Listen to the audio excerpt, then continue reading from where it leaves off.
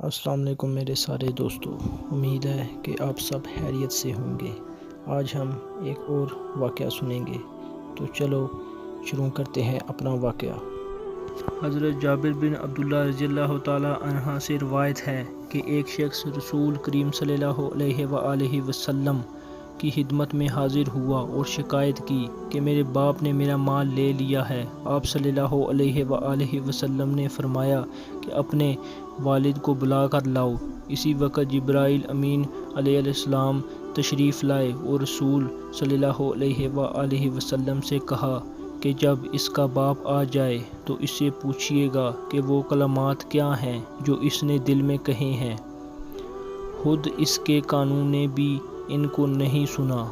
جب یہ شخص اپنے والد کو لے کر پہنچا تو آپ صلی اللہ علیہ وآلہ وسلم نے اس کے والد سے کہا کہ کیا بات ہے، آپ کا بیٹا آپ کی شکایت کرتا ہے، کیا آپ چاہتے ہیں کہ اس کا مال چھین لیں؟ والد نے عرض کیا کہ آپ اسی سے یہ سوال فرمائیں کہ میں اس کی پھوپھی خالہ یا اپنے نفس کے سوا کہاں خرچ کرتا ہوں۔ آپ صلی اللہ علیہ وآلہ وسلم نے ایک لفظ فرمایا جس کا مطلب یہ تھا کہ بس حقیقت معلوم ہو گئی، اب اور کچھ کہنے سننے کی ضرورت نہیں۔ اس کے بعد اس کے والد سے دریافت کیا گیا وہ کلمات کیا ہیں جن کو ابھی تک خود تمہارے کانوں نے بھی نہیں سنا۔ اس شخص نے عرض کیا کہ یا رسول اللہ، ہر معاملے میں اللہ تعالیٰ آپ پر ہمارا ایمان اور یقین بڑھا دیتے ہیں۔ پھر اس نے عرض کیا کہ یہ ایک حقیقت ہے کہ میں نے چند اشعار دل میں کہے تھے جن کو میرے کانوں نے بھی نہیں سنا۔ آپ صلی اللہ علیہ وآلہ وسلم نے فرمایا وہ ہمیں سناؤ۔ تو اس آدمی نے آپ صلی اللہ علیہ وآلہ وسلم کو وہ اشعار سنائے جن کا ترجمہ یہ تھا: میں نے تجھے بچپن میں غذا دی اور جوان ہونے کے بعد بھی تمہاری ذمہ داری اٹھائی۔ تمہارا سب کھانا پینا میری ہی کمائی سے تھا۔ جب کسی رات میں تمہیں کوئی بیماری پیش آ گئی تو میں نے تمام رات تمہاری بیماری کے سبب بیداری اور بے قراری میں گزاری۔